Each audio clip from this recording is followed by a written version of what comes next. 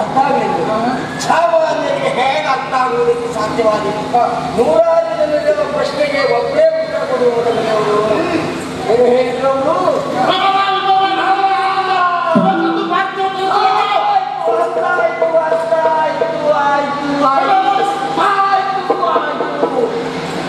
ಪ್ರಭಾವವನ್ನು ಜನ್ಮೋದಕ್ಕೆ ವಿಭವಾಸ್ಪದನಾಗಿ ನಂದರಂದರಂದ ಕೂಡಿ ಸುಖವಾಗಿ ಬಾಳು ಪಾರ್ಥಿವ ಗುಣತಿಲಕವಾಗಿ ಅಂತ ಆಶೀರ್ವಾದ.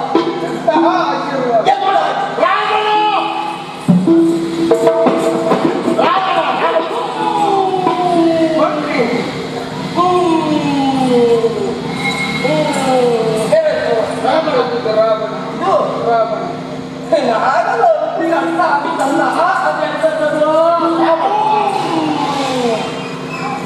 ಓಹೋ ಗೊತ್ತಾಯ್ತು ಗೊತ್ತಾಯ್ತು ಗೊತ್ತಾಯ್ತು. ಮತ್ತೆಂತದ್ದು ಅಲ್ಲ, ಈ ರಾಮಾಯಣವನ್ನು ಒಂದೇ ಭಾವಚಿತ್ರವನ್ನು ಕಂಡು ಹೇಳಿಬಿಟ್ರು ಅವರು.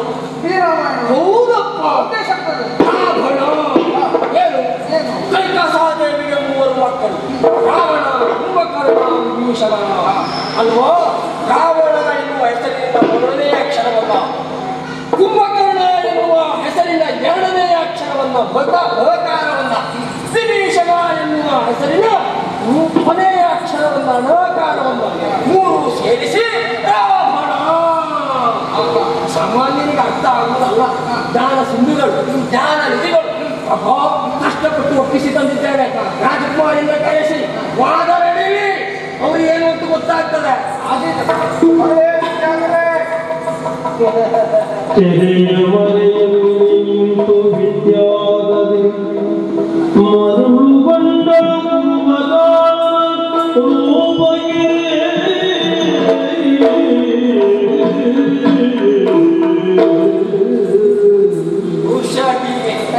ಇವರ ಈ ಜ್ಞಾನವನ್ನು ಕಂಡು ಮತ್ತು ವಾದ್ಯ ಬೇಡ ಅಂತ ಅನಿಸೋಯ್ತು. ನಾನು ಹಾಗೆ ಕಂಡ ತಕ್ಷಣವೇ ಬಿದ್ದೋಗಿದ್ದೆ. ಸಂಬಂಧಿ ಲಕ್ಷಣ ಒಂದು ಕಾರ್ಯ ಆಗ್ಬೇಕು ಅಂತ ಅದು ಬ್ರಾಹ್ಮಣರು ಬೇಕಲ್ಲ. ಯಾರೇ ಬ್ರಾಹ್ಮಣರು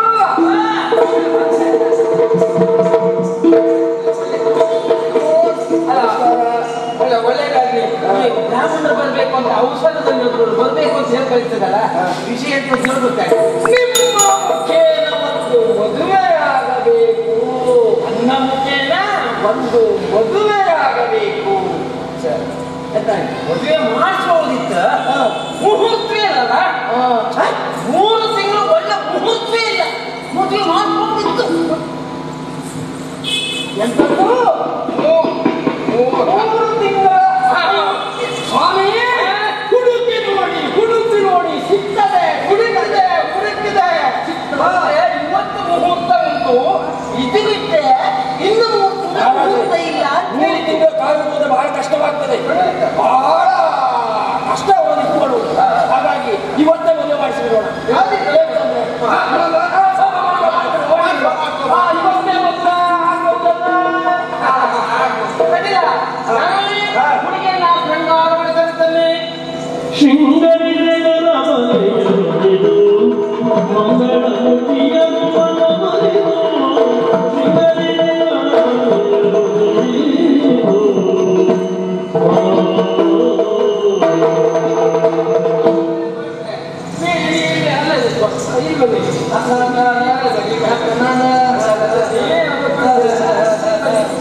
ಸಹಾಯ ಮಾಡಿ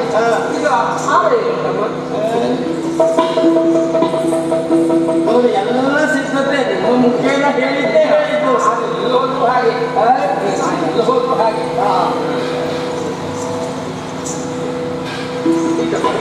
ಮಾಡಿದ್ದೆ.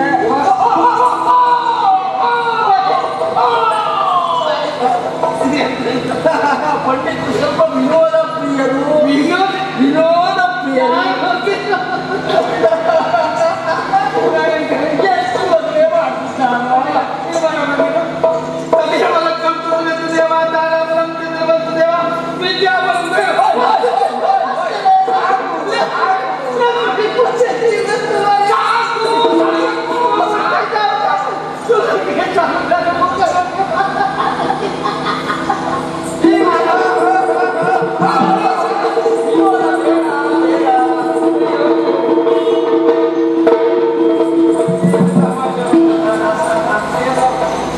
ಹೇಗೆ ಮಾಂಗಲ್ಯ ತಂದು ನಾನೇನ ಮಮ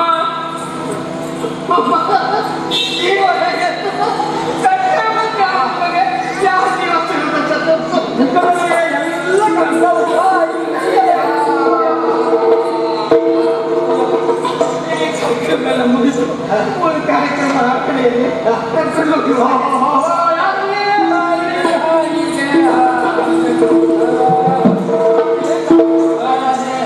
ಅಂತೂ ಮುಂದೆ ಕಾರ್ಯಕ್ರಮ ಸಾಂಗವಾಗಿ ನಡೀತದೆ. ಅಮ್ಮ ಆ ಕಡೆ ಸ್ವಲ್ಪ ಕೆಲಸ ಉಂಟಲ್ಲ ಪೂರೈಸೋಣ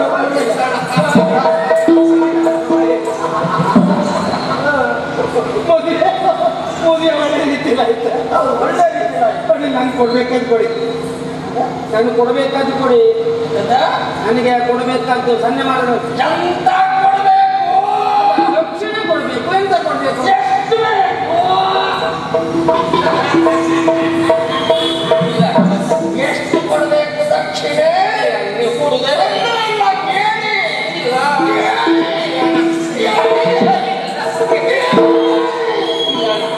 ಒಂದು ಅಣಿ ದಕ್ಷಿಣೆ ಬೇಡ, ನನ್ನ ಹೆಸರಲ್ಲೇ ಮುಗೀತ.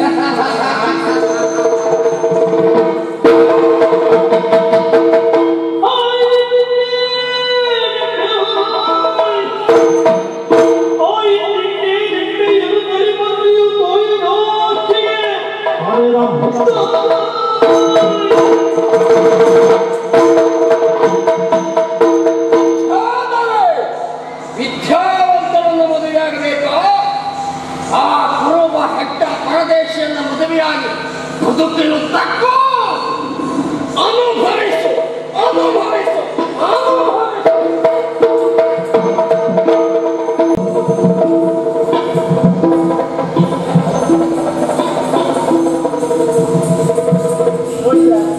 ಈ ಗೋಡೆಯೆಲ್ಲ ಸಿದ್ಧವಾಗಿದ್ದು ಸಂತೋಷ ಆಯ್ತಾ? ನಿಮ್ಮ ಹೆಂಡತಿ ಬರ್ತದೆ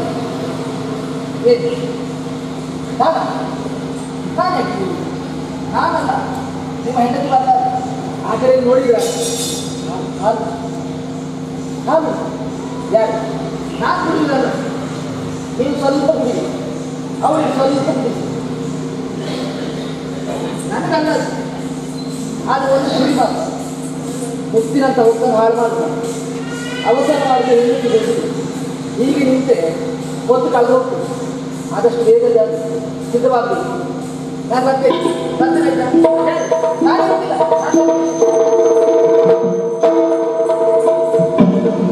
ಏನು ಓದಿದ್ದಾಳ ಯಾರಿಗೆ ಗೊತ್ತಾಯ್ತು? ಅವನ ಮನೆ ಹಾಳಾದ ಮಂತ್ರಿಯಪ್ಪ ದನಕ್ಕೆ ಕೊಡ್ದಂಗೆ ಹೊಡೆದಾನ. ಮದುವೆ ಮನೆಗೆ ಹೋಗ್ಕೊಂಡಾಗ ಅದು ಕಟ್ಟ ಇದು ಕಟ್ಟ ಹಂಗೆ ಮಾಡಿ ಹಿಂಗೆ ಮಾಡ ಅವ್ನು ಹೇಳಂಗೆಲ್ಲ ಮಾಡಿದ್ರಿ. ನನಗೆ ಏನಂತ ಒಂದು ಗೊತ್ತಾಯ್ತದ್ರಿ ಅಪ್ಪ. ಆಮೇಲೆ ಮದುವೆ ಹಾಕಂದ್ರಪ್ಪ ಎಲ್ಲ ಊಟಕ್ಕೆ ಬರ್ರಿ ಅಂದ್ರೆ ನಂಗೆ ಭಾಳ ಹಸುವಾಗೈತಿ. ಊಟ ಮಾಡ್ಬೇಕು ಅಂತ ಕುಂತ್ರೆ ಆ ಪಾಪಿ ಮಗ ಮಂತ್ರಿಯಪ್ಪ ನಂಗೆ ಒಂದು ತಿನ್ನಕ್ಕೆ ಬಿಡಂಗಿಲ್ಲ. ಅವ್ರು ಏಕೊಂದು ಹಾಕಿದ್ರು ಅವ್ರಿಗೆ ಆಗಂಗಿಲ್ಲ, ಅವ್ರು ತಿನ್ನಂಗಿಲ್ಲ ಅಂತ ನಮ್ಗೆ ಹೇಳೋದು. ನಾವು ಹಾಕ್ಬಿಡ್ತೀನಿ. ನಾನು ಬರೀ ಮಜ್ಜಿ ಅನ್ನ ಬಿಟ್ಟರೆ ಮತ್ತೇನೋ ತಿಂದೇ ಇರಲಿಲ್ಲ. ನಾನು ಅವ್ರು ತಿನ್ಕೊ ಬಂದಿರಲಿ. ಯಾರಿಗೆ ಬೇಕು ಹೆಣ್ಮಕ್ಳ ಮೇಲೆ ಅವ್ರು ಬರ್ತಾರೆ. ಹಾಲು ಕುಡಿಬೇಕು, ಹಣ್ಣು ತಿನ್ಬೇಕು, ಯಾರಿಗೆ ಬೇಕು ಈ ಹಾಲ.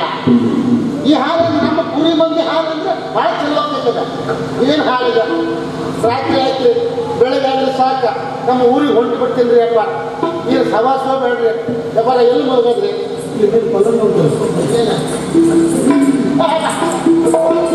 ಅದು ಮಗಂದ್ರಿ ಅಲ್ಲ ಕುಂತು ಎಷ್ಟು ಬಿಸಾಡ್ತೈತದ ಅದು ಮಾಡಲ್ಲ. ನಮಗೆಲ್ಲ ನಮಗಿದೆ ಬೆಳಗ್ಗೆ ಒಳ್ಳೆ ರೀತಿ ಗೊತ್ತೈತಿ.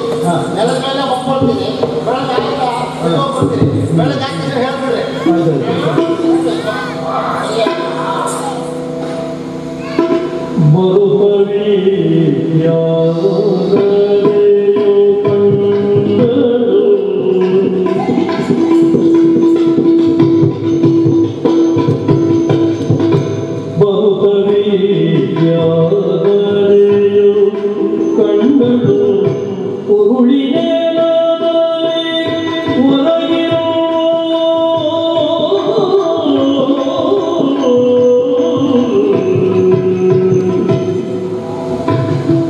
tan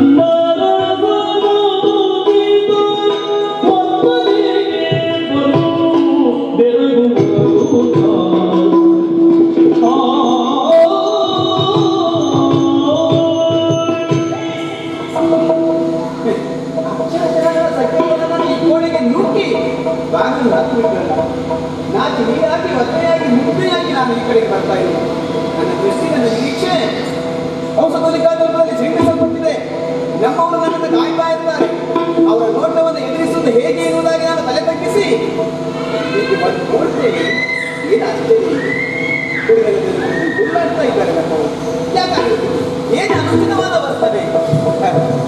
ಅಂತಹ ಪಂಡಿತರಲ್ಲಿ ಅನುಚಿತವನ್ನು ನಾನು ಹೇಳುವುದಕ್ಕುಂಟೆ ಏನೋ ಇರಬೇಕು.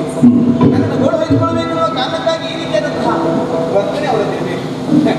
ನಾನು ಅಲ್ಲೂ ಮಾತನಾಡಲಿಲ್ಲ, ಇಲ್ಲೂ ಮಾತನಾಡ್ತಾ ಇರ್ತೇನೆ.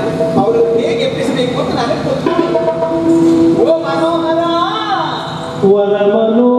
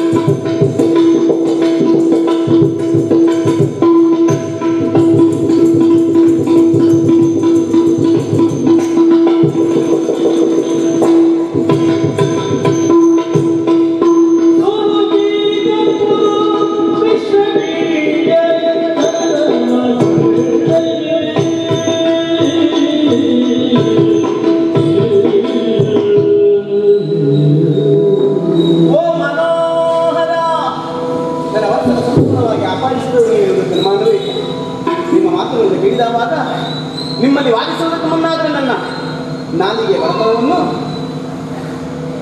ಪ್ರದರ್ಶಿಸಿದ ಹಾಗಾಯಿತು. ಹಾಗಾದೀತೆನ್ನುವ ಕಾರಣಕ್ಕಾಗಿ ನಾನು ಮಾತೇ ಆಡಲಿಲ್ಲ. ಆದರೆ ನಿಮ್ಮ ಮಾತನ್ನು ಕೇಳುವುದಕ್ಕೆ ಆಸೆ ನನಗಿದೆ. ಅದು ನಾನೇ ನೀನು ಸಂಗ್ರಹಿಸಿಕೊಂಡಿರುವಂತಹ ಗಂಧ ಅಷ್ಟೇ ಅಲ್ಲ, ಪರಿಮಳಿಸುವ ಸುಗಂಧ ದ್ರವ್ಯಗಳು, ಕಸ್ತೂರಿ ಮಿಶ್ರಿತವಾದಂತಹ ಬೀಡಿಯ ಒಂದೋ ಎರಡೋ ಅದನ್ನೆಲ್ಲ ತಯಾರಿಸಿ ಕೊಟ್ಟಿದ್ದಲ್ಲ, ನಾನೇ ತಯಾರಿಸಿ ತಂದದ್ದು. ನಿಮ್ಮನ್ನು ಕಾಣಬೇಕೆನ್ನುವಂತಹ ಕುತೂಹಲದಲ್ಲಿ ನಾನು ಬಂದು ಅರಸಿದ್ರೆ ನೀವಿಲ್ಲ. ನನ್ನ ಅರಸ ನೀವು, ನೆಲದಾಸರೇನು ಒಂದು ಆ ಕಡೆ ಹಾಗೆ ಮಲಗಿದ್ದೀನಿ. ಏನು ಎಚ್ಚರಗಳು ನನಗೆ ಅರ್ಥ ಆಗ್ತದೆ. ಬಹುಶಃ ಮದುವೆಯ ಯಾವೆಲ್ಲ ಕಾರ್ಯಕ್ರಮಗಳು ಆಯಾಸ ಆಗುತ್ತಿರಬಹುದು. ಔಷಧಿಗಳಿಂದ ಸ್ವಲ್ಪ ಬೇಡವೆಂದು ಅಲ್ಲಿ ಮಲಗಿದ್ದೀನಿ. ಅಲ್ಲಿ ಹಾಯಾಗಿ ಇದ್ದೆ ನಿಮಗೆ ಆಗಲಿ ಅಂತೆ ನಾನು ಇಲ್ಲಿಗೆ ಬರ್ತೇನೆ. ಹತ್ತಿರದಲ್ಲಿ ಕುಳಿತು ನೀರೆಲ್ಲ ಮೆಲ್ಲೋಣವಂತೆ ಗೆದ್ದೋಣವಂತೆ ಒಂದು ಸ್ವಲ್ಪವನ್ನು ನೀರು ಸ್ವೀಕರಿಸಿ ಇನ್ನೊಂದು ಸ್ವಲ್ಪವನ್ನು ನನಗೆ ಕೊಡಿ. ಎಚ್ಚರಗೊಳ್ಳಿ.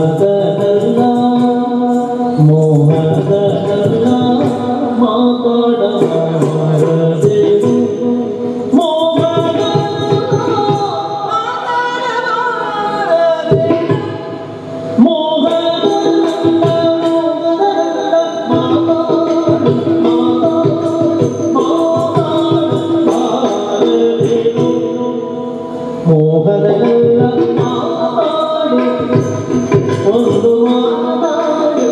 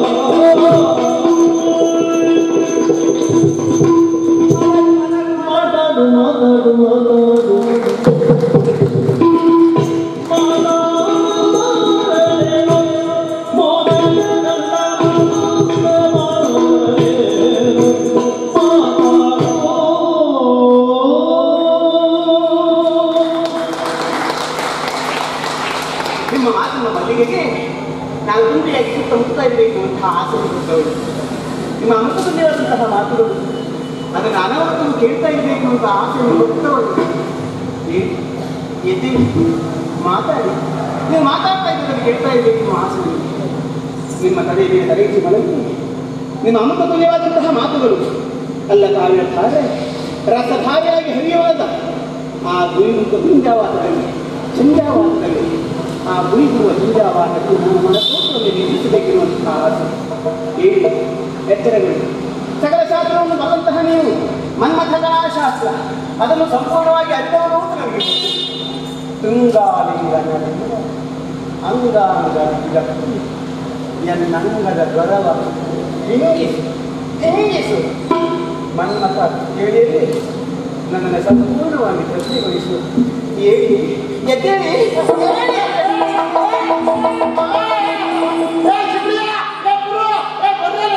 ಈ ಹೆಣ್ಮಗಳಿಗೆ ಮಾನ ಮಾಡುವುದೇ ಇಲ್ಲ. ಕುರಿ ಮುಟ್ಟಿ ಮಾತಾಡ್ತಾಳೆ ಇವಳು. ಹೆಣ್ಮಗಳ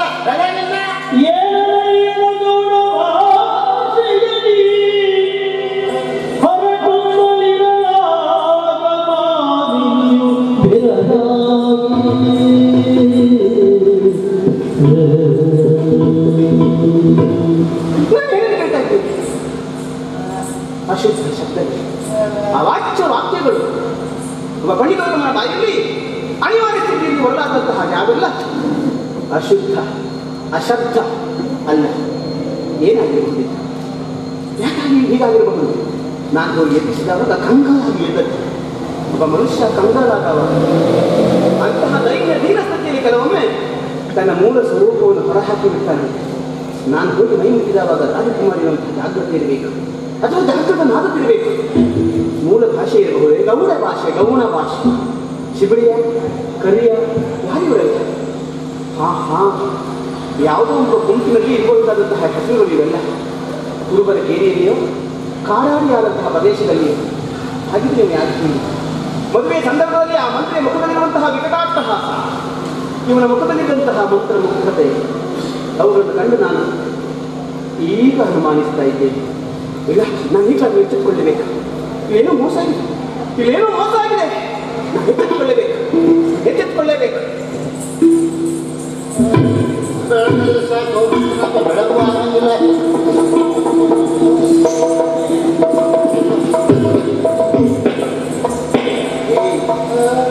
ಯಾರು ಯಾರು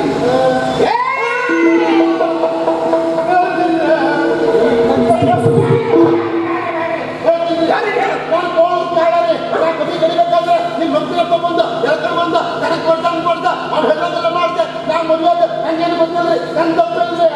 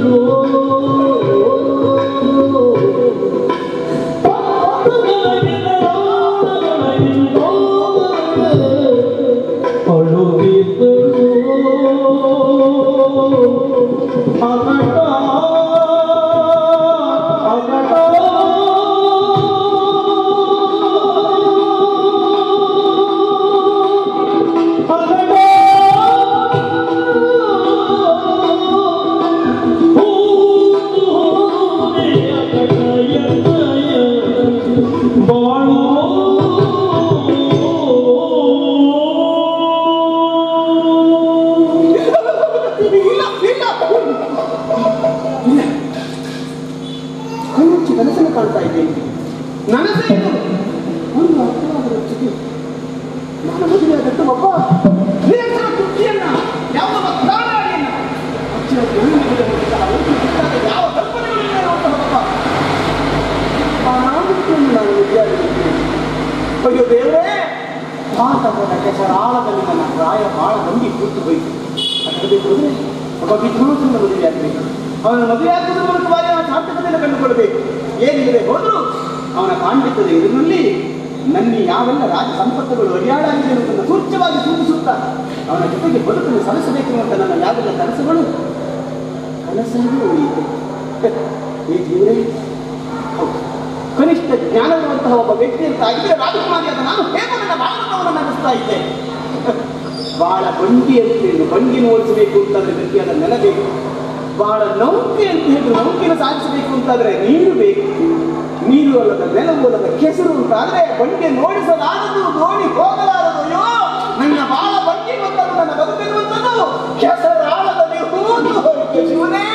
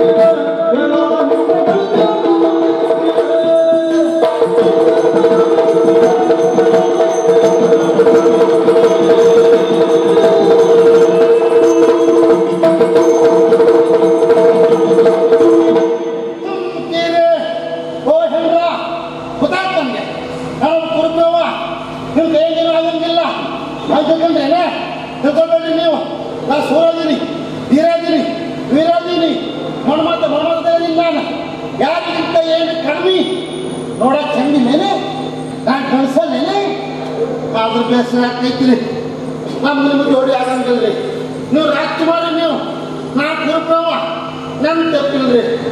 ಆ ಮಂತ್ರಿ ಅಪ್ಪವ ಆ ಥರ ಮಾಡಲ್ ಬಿಟ್ರೆ ನನ್ನೇನು ತಪ್ಪಿಲ್ರಿ. ಬೆಳಗಾದ್ರೂ ಸಾಕು ಈ ಊರನ್ನ ಬಿಟ್ಟು ನಮ್ಮೂರಿಗೆ ಹೊಟ್ಟು ಬರ್ತೀನಿ ನಾ ತಪ್ಪು ಮಾಡಿಲ್ರಿ ನೀವು ಹೊಡ್ಬಾರ್ದ್ರಿ ನಿಮ್ಗೆ ಕಾಲು ಹೋಗ್ತೀನಿ ನೀವು ಸೇವೆ ಮಾಡ್ತೀನಿ ನೀವು ಹೊಟ್ಟೆಕೊಳ್ತೀನಿ ಮಾತಾಡ್ಬೇಡಿ ಮಾತಾಡ್ಬೇಡಿ ಕೇಳಲಾಗೇನು ಮಾತನು ದೈವದ ಕ್ರೂರ ಲೀಲೆ ಮುಂದೆಂಬುದೇನು ಶ್ರೀರವಿವಂತನ ಒಲಿಮೆಯೆಂದರೆ ಸೋಲಾಚೆ ಈ ನರನ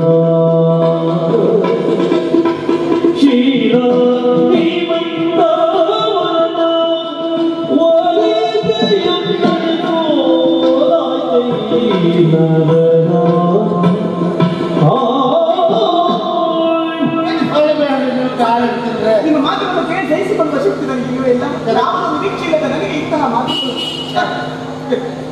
ನಾನು ನೆನೆಸಿದ್ರೆ ನನಗೆ ಇನ್ನೊಂದೆನಿಸ್ತದೆ ದೈವ ಚಿತ್ರವನ್ನು ನೀಡಿ ನನ್ನ ಇಷ್ಟದಂತೆ ನಾನು ಬದುಕ್ತೇನೆ ಎಂದರೆ ಅದು ರಾಜಕುಮಾರಿ ಕೂಡ ಅಸಾಧ್ಯ ರಾಜನಿಗೂ ಅಸಾಧ್ಯ ನನಗೆ ಈಗ ಅರ್ಥವಾಗ್ತಾ ಇದೆ ಬದುಕಿನ ಸತ್ಯ ಏನು ಅಂತ ದೇವಿ ನನಗೆ ತೋರಿಸಿಕೊಡುವುದಕ್ಕೆ ಪರೀಕ್ಷೆ ಹುಡ್ತಾ ಇದ್ದಾರೆ ಎಂಬ ಅನುಮಾನವೇ ಇಲ್ಲ ಮಾತಾಡಬೇಕು ನಾನು ಏನು ಮಾಡ್ಕೊಂಡ್ರೆ ನೀವು ಒಳಬಾರ್ದ್ರಿ ನೀವು ಒಳ ನಿಲ್ಲಿಸ್ತೀರಿ ಅಂತ ನೀವು ಹೇಳುತ್ತಾರೆ ನಾನು ಮಾಡ್ತೀನಿ ನಾನು ನಗನಗ್ತಾ ಇರಬೇಕಿರುವಂತಹ ಇಚ್ಛೆ ಉಂಟು ಅಂತಾದ್ರೆ ನಾನು ಹೇಳಿದ ಹಾಗೆ ನೀವು ಕೇಳಿ ಏನು ಮಾಡ್ಬೇಕು ಹೇಳ್ತೀನಿ ನಾನು ಮಾಡ್ತೀನಿ ನಿಮ್ಮಲ್ಲಿ ಆ ಪ್ರಾಮಾಣಿಕತೆ ಇರುವುದು ಅಂತ ನನಗೆ ಅರ್ಥ ಆಗಿದೆ ಅಮಾಯಕರಾಗಿರುವಂತಹ ನಿಮ್ಮಿಂದ ಏನನ್ನು ಮಾಡಿಸಿರುವಂತಹ ವಿಶ್ವಾಸ ನನಗೆ ಬಂತು ಏನು ಬೇಕಾದ್ರೆ ಮಾಡ್ತೀನಿ ನೀವು ವಿದ್ಯಾವಂತರಾಗಬೇಕು ವಿದ್ಯಾವಂತರಾಗಬೇಕು ಅಂತಾದ್ರೆ ಇದು ಪ್ರೀತಿಸಬೇಕೇ ಹೊರತು ಸಾಧಿಸುವುದಕ್ಕೆ ಸಾಧ್ಯವಿಲ್ಲ ಅದೇನು ಸಿಗ್ತೈತಿ ಯಾವ ಅಂಗಡಿಯಲ್ಲಿ ಐತಿ ಅದು ಸರಕಲ್ಲ ಮೊದಲ ಅದು ವಿದ್ಯೆ ಅದು ಪರಮಾತ್ಮ ಅನುಭವಿಸಿದ್ರೆ ಮಾತ್ರ ಸಾಧ್ಯ ಯಾರು ಗೊತ್ತಾರ ನನ್ನ ಆರಾಧ್ಯ ದೇವಿಯಿಂದಾಗಿ ಕಾಳಿಕಾ ಮಾತು ಇಲ್ಲ ನೀವು ನನ್ನನ್ನು ಅನುಸರಿಸಿ ಬನ್ನಿ ನಾನು ನಿಮ್ಮನ್ನು ಮುಂದುವರಿಸ್ತೇನೆ